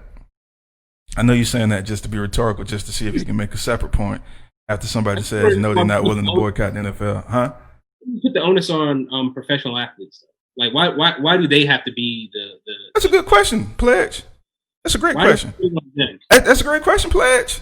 What about being a good athlete makes you a civil rights leader? That's a good question, Pledge. They correlate. To your larger point, Pledge. Let's zoom out. I keep trying to get you to zoom out. You don't want to do it. Why do we wait for a savior when I, the 12 people that are in the chat or have been here, can do something about our situation? Why do we need tens of millions of dollars when we can have tens of millions of hands to do the same work that tens of millions of dollars can do? Why are we waiting on anybody? I'm completely with you. I'm not saying wait for LeBron. I'm not saying wait for Kyrie. I'm not saying do any of that. I ain't saying wait on nobody. But y'all with this whole, well, as a black man, I'm tired of having to answer questions about what it's like to be a black man. And I'm tired. And Tom Brady don't have to answer that question. He don't, because he's in the power class. He ain't got to answer. He ain't being oppressed. He ain't being hit across the head by cops. He ain't being shot in the back 7 times. And nobody like him is experiencing that. Are there some white people that get shot by cops? Yes. Is that an overarching theme in America right now? No. So, to your point, when are we going to do something about our situation, since we can't fairly ask the millionaires to give up their millions that they spent their whole life earning? I'm completely with you. So who going to do it? Who's in charge? You know these white people ain't stopping. Trump ain't stopping. Pence ain't stopping. DeSantis ain't stopping. Kemp ain't stopping. Do I need to keep going? Darren Wilson that shot Mike Gardner ain't stopping. Mike Brown ain't stopping. The NYPD ain't stopping. So if we don't care about it, don't care about it. If we don't want to be the people that make the change happen, then hey baby, let's just keep living, baby. Let's just keep. Hey man, I stopped watching the Celtics jump on the Raptors. Baby, I could have laid in the bed, just ignored everything, just act like ain't nothing going on in the world, and just keep rooting for some niggas that ain't gonna never meet me, ain't gonna know nothing about me. I don't even follow them on Instagram. I could have did that. And we could all do that. We ain't got to be mad. Hey man, that nigga shouldn't have been wearing a white t-shirt though. He should have did something different and he wouldn't have got shot. We could play that same game, dog. If that's what we want to do, we can do it. If we're gonna be mad when somebody gets shot, if we ain't doing nothing, how about this? I know Brandon Hargrove got a gun.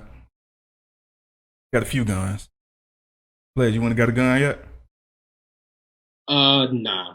Two young boys, so listen, I understand. Brandon got kids too.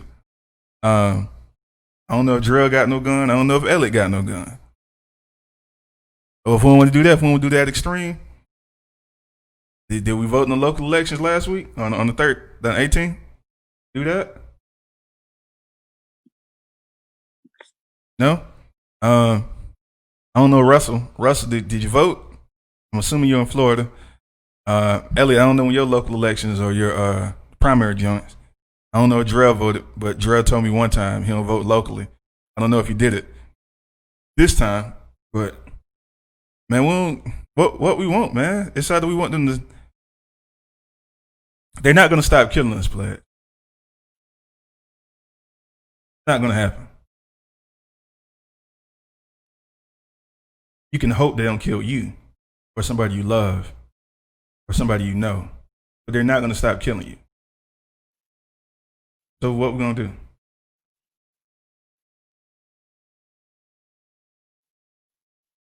Unfortunately for us, unfortunately for black people, unfortunately for the history of the planet, Africa was the first civilization. And in Africa, they were community-based, which meant everybody depended on each other to get where they're going.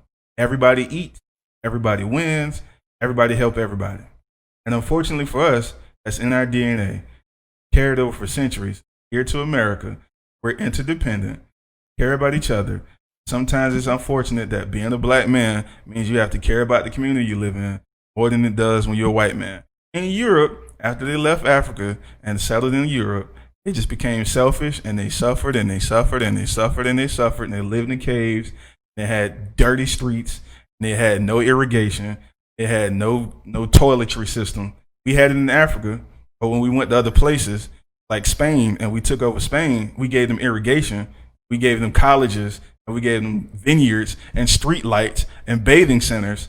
But before we got there was some dirty folk. You seen the movies?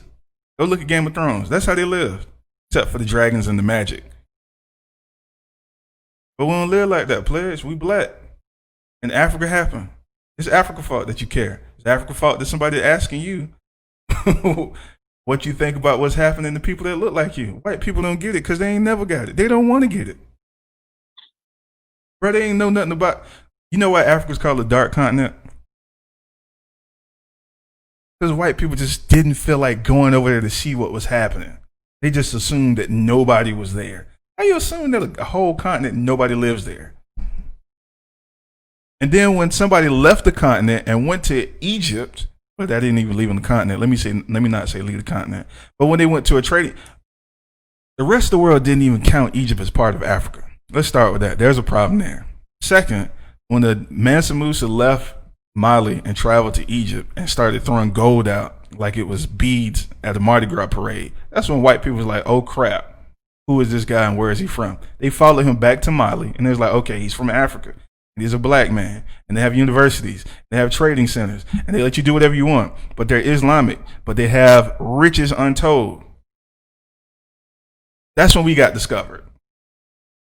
If he hadn't done that, we could have been a secret. Because again, for some reason, nobody thought that Egypt was a part of Africa. Nope, no dragons, Russell. Sorry.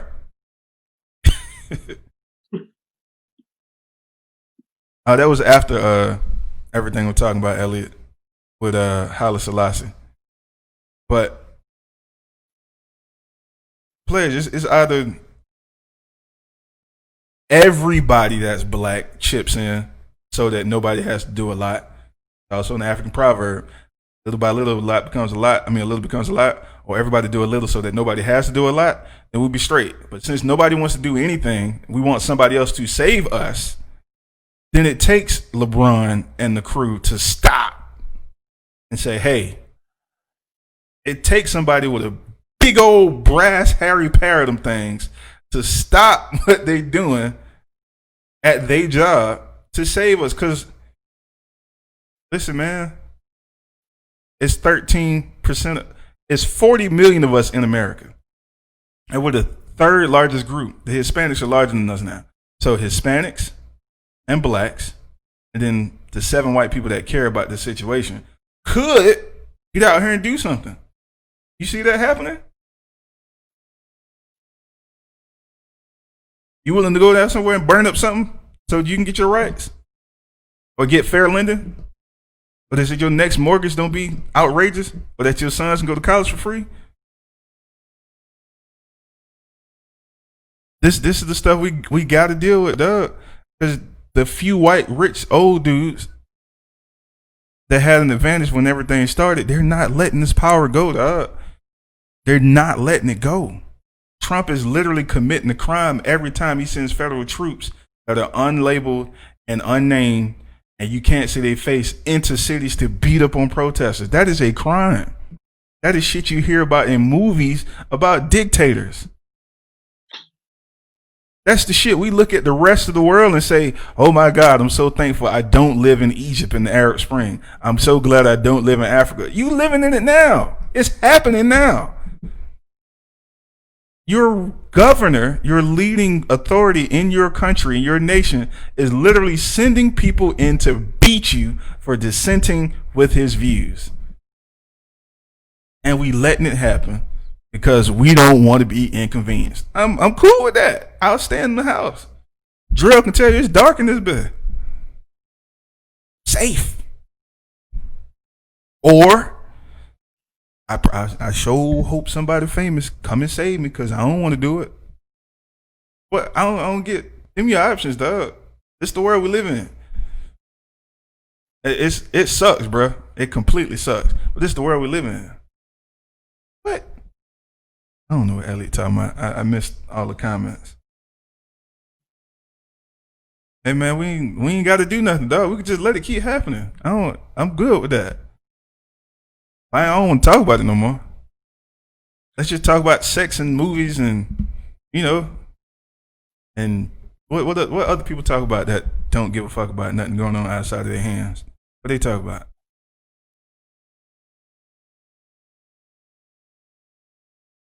The Celtics still winning. Oh, who you got in the Kawhi game? The Celtics won. We won by 20. Who you got in the Clippers, Mavericks? I mean, the way the Clippers beat the Mavericks the other night, I mean, that got ugly for a while. So. I don't think it's gonna happen twice, bro. They might win again. I don't think it's happening. Dre, we get it, man. Just hey, man. Dre, if you like your life, man, keep doing what you're doing, baby. Hope you get everything you want, man.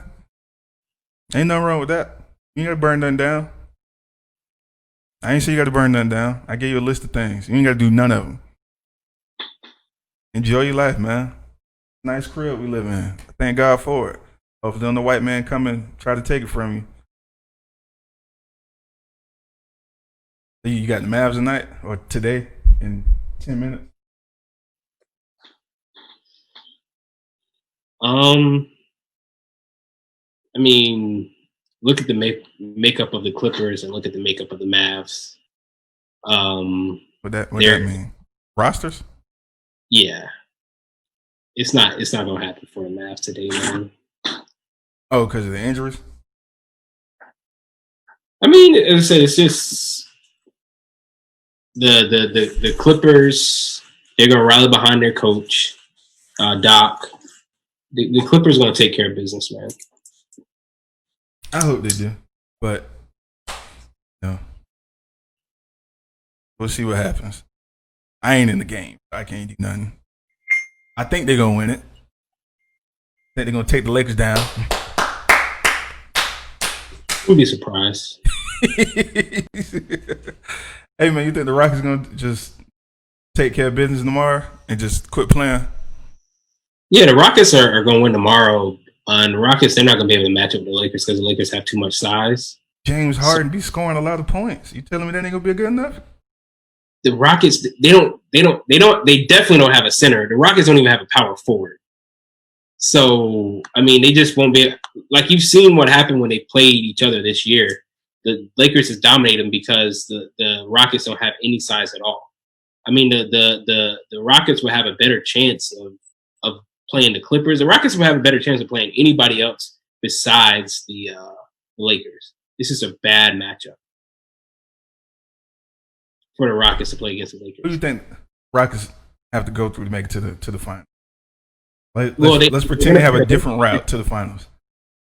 No, I'm saying I would like their chances against. I'm pretty sure the Rockets, the team that they would least prefer to play are the Lakers. They would probably be happier to play the Clippers than they would the Lakers because it was just a better matchup for them. But with the amount of size that the Lakers have, it's almost unfair. Yeah, if only there was somebody that just didn't care about the size of the Lakers, that just went out, did their thing, no emotion, and just was able to match up with them scoring wise and defensively. Like a team that's like ranked like top 3 in both offense and defense that's still in the playoffs. Do we have any of those kind of teams in the playoffs? Talking about the Bucks. Well, unfortunately, they can't play the Bucks right now. So is there anybody in the Western Conference that fits that profile? With some hungry guys that are just determined to prove themselves and don't care about the accolades. Some dogged defenders and all that kind of jazz. I mean, as I said, if you're trying to get me to pick the Clippers, man, it's all good. No, it ain't gotta be Clippers. What if it's the Jazz or the Nuggets? The Nuggets are big. Nuggets are tall. Come on now. Bobo. Kola Jokic. Well, Bo only plays in garbage minutes. But he 7 something. Yeah. They just like KD, just not as good yet. Or only 2 minutes a game. Yeah, at garbage time. I got the Clippers winning at 8. I mean, not 8, 7. You wrong. You're gonna let that slide too. I was joking. 7. Then I'm looking at the chat, and that's where I got 8 from. Got 8 people in the chat. Hey, players, Elliot Jarrell talking about doing a NBA podcast. You gonna do it? Oh yeah, I'm down. Hey, y'all do it, man. Let's do it. I ain't got to be on it. I'm gonna just make sure all the technical stuff work. What y'all want to do? Start it next round of the playoffs. All we need is Zoom. Hey man, I'm spent, man. I don't have. Has anyone looked into what the professional athletes have to offer other than basketball? Does it matter? Is that what we asking? Players? You talking about like other services or something? I guess he's talking. I don't know if he's talking about just being more than an athlete. But as I said, I think that that you're you're describing them as a professional athlete, so that's what they do. That's the leading adjective you use in front of them. So if that's what you do, that's your gift to the world. I think that the athletes, that's one thing that they have always been a part of, social activism, because they are the people who kind of transcend race sometimes. Is that, if somebody's watching a game and this person's good at what they do, people are going to pay attention to it, and people are going to respect it. And it's kind of soften the blow for a lot of things, to bring, bridging the gap, I would say. Right. I think that's one thing where you see a lot of people saying, hey, I may not get down with them, but seeing, people perform at such a high level or whatever, kind of softens people's hearts sometimes. True. Somebody said, biggest misnomer, Elliot said today, the biggest misnomer is you are your job. Yes, I got the label. Then to Russell, Russell said his whole life he's been told he's not white enough, he's not native enough, he's poor, right, trash. Russell, classism, brother. As much as Trump tried to make it about a conservative and a moral issue, it's actually about class, man. Social economic standard. Much as people like to jump out there and try to fight for Trump could care less. Could not care less about you if you ain't one of his homies that's out there making his pockets get lined with more. So, hey, Russell, man, you probably be better off uniting with people that just want to see everybody treated equally, not based on their economic standing. I kind of think socialism would do that, but that's too radical right now. Maybe if somebody do it, and then 30 years after that happens, people will be okay with it. But listen, man, right now, you're too talented of an individual for socialism, man. Socialism would give me everything I'm worth. Socialism would give Joe Budden everything he's worth. Joe Budden made, It's not. Y'all would be leaving a lot of money. There is no. Pledge, you don't even know. I'm gonna send you a podcast so you can get your understanding of socialism correct. Don't let these old rich white dudes tell you that socialism doesn't benefit everybody. It's not the truth. Socialism is capitalism, but everybody's sharing the profits after everybody gets their salary. That's the only difference. You get your salary plus you share the profits. It's like having stock from the start. It's the same thing. You're an individual, man.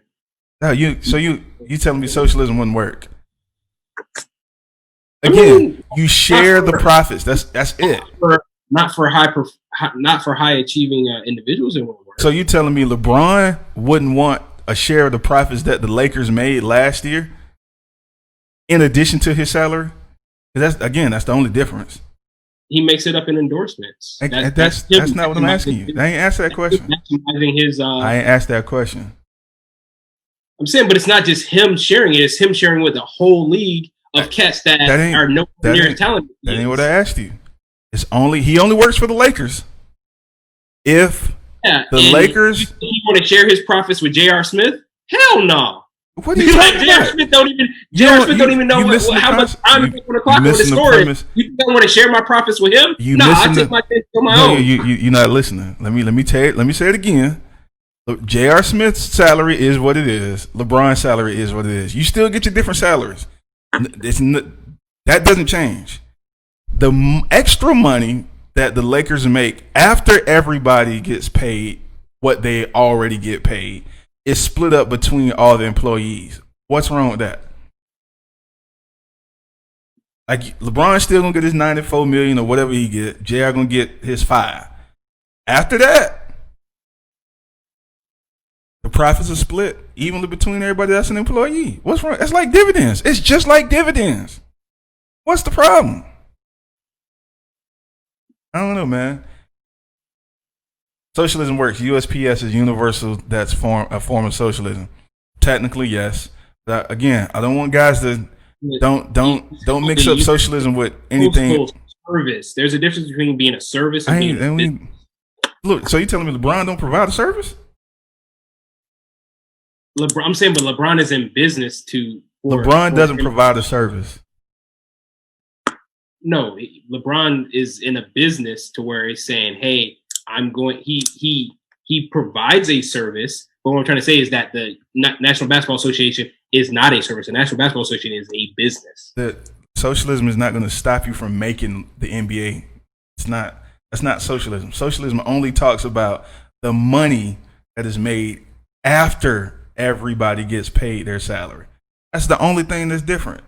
Stop letting people scare you on socialism.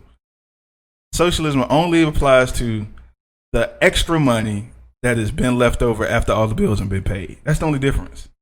You can still make what you want to make. The American way. Why can't I do? So Wiley say not the American way. The American way is to be like old rich white dudes that own property. That's America's real history. I don't care what anybody else tells you. It's always been about white dudes owning property. Only white men that own property. Elliot says, why can't we just all help other people? Because again, that has never been the American way. If it does not benefit male white property owners, it's not gonna happen. Don't get it twisted, man. This country ain't for nobody except for business owners, particularly white men, not white women, not white people that don't own businesses, not black people that own businesses, because you see how they loan to us, see how they treat us, see how they evaluate our property and our assets. Am I wrong here, Pledge? Am I missing something? No? Not missing anything?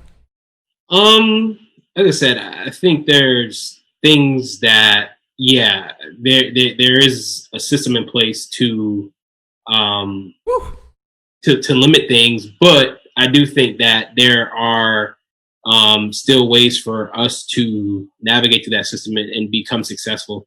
And so we can't just say, no, I'm not going to achieve a certain quality of life because people are out to prevent me from doing it. I mean, we may have to work harder. We may have more obstacles to overcome, but it's still a way. And I think we are only able to remove those obstacles for other people once we are able to reach a certain level of success ourselves. So we need people that are able to go out and achieve, so it makes it easier for all of us, for everybody else. Why we can't just give everybody a fair head start, give everybody the resources that they need in the beginning, and that way we don't have to hope? Why we can't just do that? Why we got to keep defunding? Somebody has to. We already paid taxes. Where the money at? What they doing with the money, Pledge? You pay taxes, I pay taxes. You telling me I got to do something fancy to get the money back that I gave y'all? Like, come on, bro. We pay taxes, right? Let's say everybody pay taxes. Pay taxes. Now, why was universal testing and equipment distribution a political issue when we had a surplus one, when taxes have already been paid so much so that we just got a reserve sitting there too? Why did we have to have a conversation about giving the people the stuff back that they paid for with the taxes? Why? Like, why I got to beg somebody to come fix the road in my neighborhood that I paid taxes for? Why they got to be a debate? Then what about players? Why do we pay taxes? Why pay taxes at all if you're not going to give me the money back in areas that I need it? That's all I'm saying. Like, stuff like that don't make sense to me. I give you 19% of my check every 2 weeks. When I ask you for the money back in the form of services, why you got to gripe about it? What you doing with the money? Is that wrong, Pledge? Am I being unreasonable? Not at all. I don't get why we have these kinds of debates and let old business owning white guys trick us into believing that we shouldn't be entitled to the stuff that we worked for. They'll tell you quick, fast, and in a hurry you don't work hard enough to be rich, when that's a damn lie. It's a damn lie. Come on, bro. If effort equated to money, everybody would be rich. Well, the people that worked hard, right? If that stands to reason, right? If your pay was based on effort, let's go calories burned equals a penny. Would that be fair? That's the narrative they're pushing. For every calorie you burn, we're gonna give you a penny. That's what they try to teach you. Isn't that right? Am I missing something? Hard work pays off. Hey, that's what they tell us, right? Yes. We know Trump ain't out here burning no calories, making money. We know Jeff Bezos ain't do nothing to earn the X. Then he earned another 40 million. No, he earned another $7 billion last month. You telling me he burned 7 billion calories? Well, what's 7 billion times 100? 700 billion calories last month? We got to stop letting people trick us like that, man. Try to change the system so that everybody can win. Well, let's just be real, man. The system's wrong either way, pledge.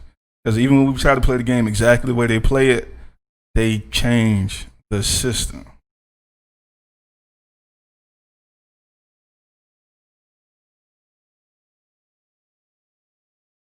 We said, okay, we're not slaves anymore. Y'all ain't gonna give us no reparations.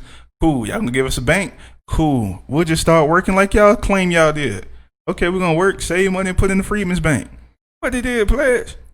They literally closed the bank and just took the money. We followed the rules. We followed the rules. We did a good job.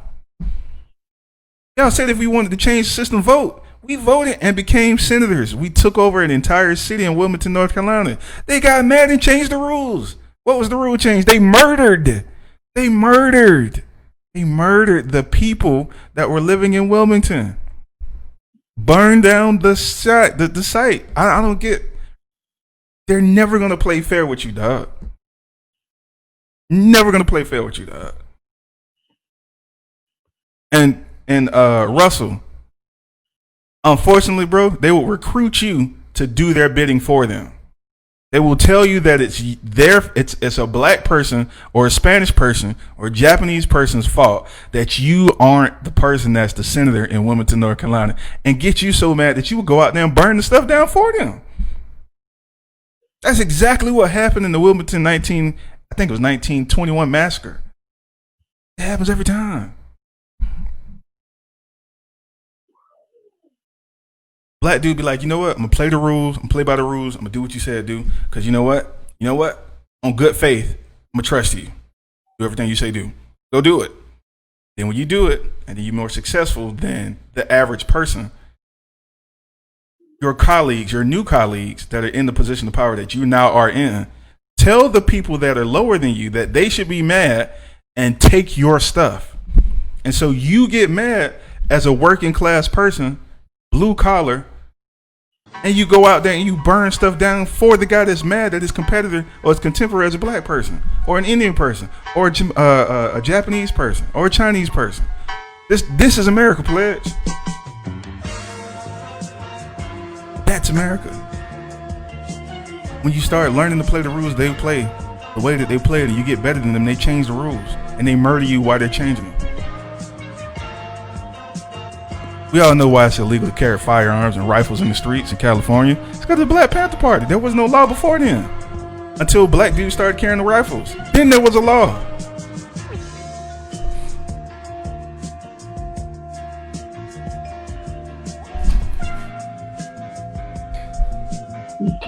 I don't get it, man. I don't understand.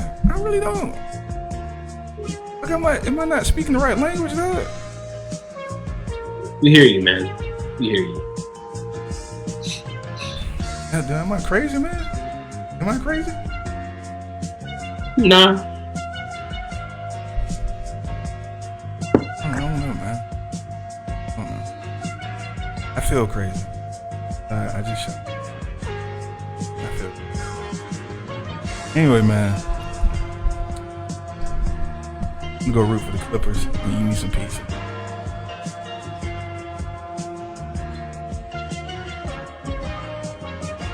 Wow. Russell said his brother, he's mad that his brother died of a drug overdose and white drug dealers, and the evidence proving that he was died by the drug overdose was ignored by the police department.